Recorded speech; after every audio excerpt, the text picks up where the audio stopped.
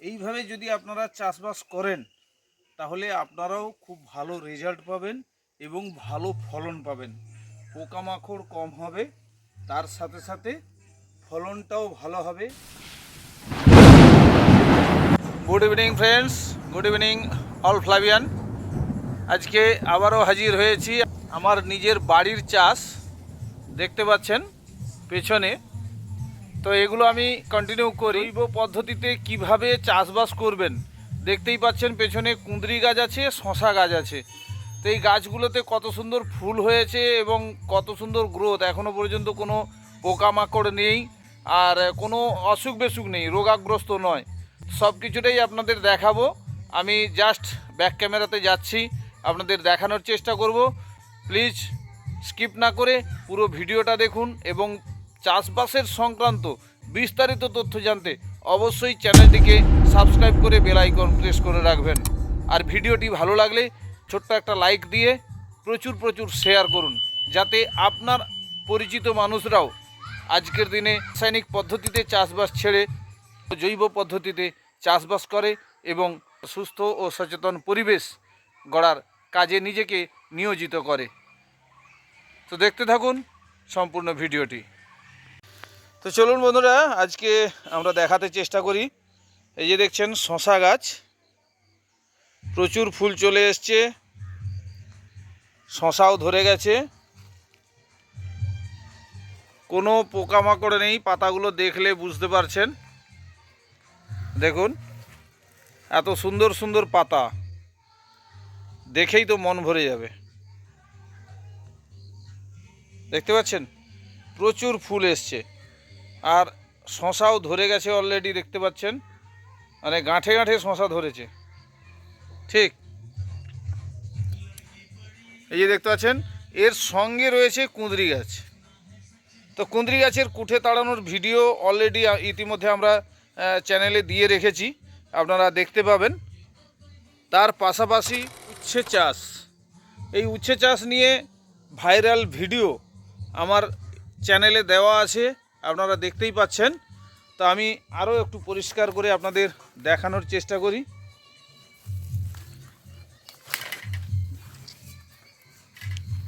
এই দেখুন,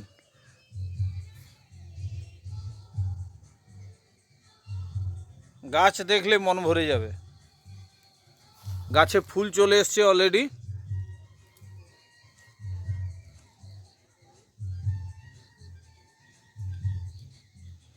ডগগুলোকে যদি এভাবে একটু বাগিয়ে দেওয়া যায় তাহলে বোধহয় আরও একটু ভালো হবে।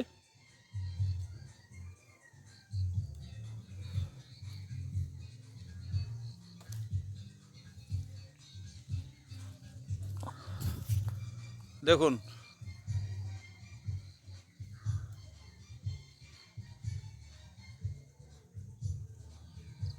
এত সুন্দর উচ্ছে গাছ হয়েছে, মানে প্রচুর ফুলও চলে এসছে, দেখতে পাচ্ছেন। এবার আমরা গাছের গোড়ায় কি কি দিয়েছি এগুলো আপনাদের দেখাবো। তো নমস্কার বন্ধুরা, আপনাদের আজকে দেখাবো যে কি কি দিয়ে চাষ করে এই গাছগুলো এইভাবে হয়েছে, এখনো কোনো রোগাগ্রস্ত কোনো পোকামাকড় কিছুই আসতে পারেনি। তার কারণ হচ্ছে ফ্লাভিয়া আয়ুর্বেদার নিম অয়েল 600 10,000 ppm।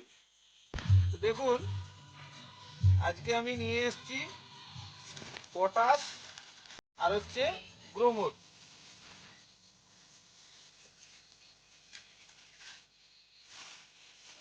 এই পটাশ আর গ্রোমোর আমরা খানিকটা নিয়ে নিলাম।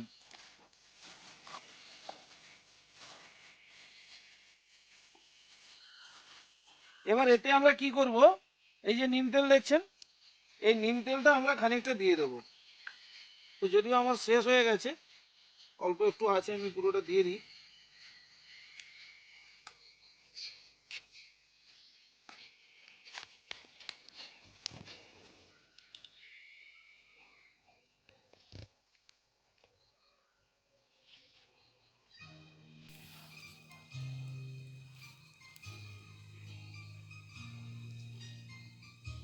আমরা খানিকটা নিম তেল দিয়ে দিলাম।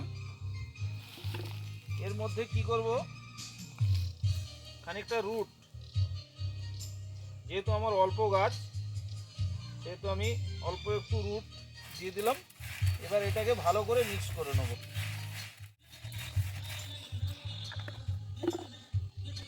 এরপরে একটা কাজ আছে, এই যে দেখছেন গোল্ড সয়েল প্লাস, এই যে গোল্ড সয়েল প্লাস, এটাকে আমরা একটু ভিজিয়ে রাখবো। এটা ভিজিয়ে রেখে কি করব, এটা আপনারা স্প্রে করেও দিতে পারেন। আমার যেহেতু অল্প গাছ, আমি এটাকে একটু জল দিয়ে ভিজিয়ে নেব। এই জলে ভিজিয়ে নিলাম।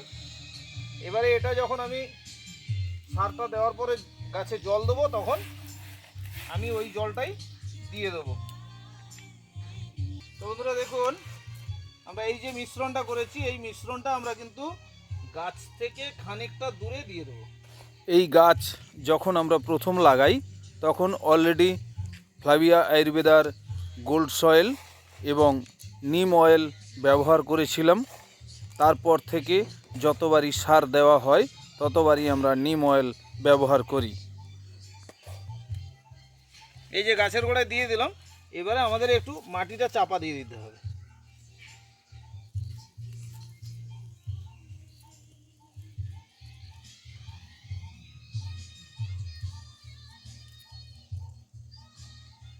এই যে মাটিটা চাপা দিয়ে দিলাম।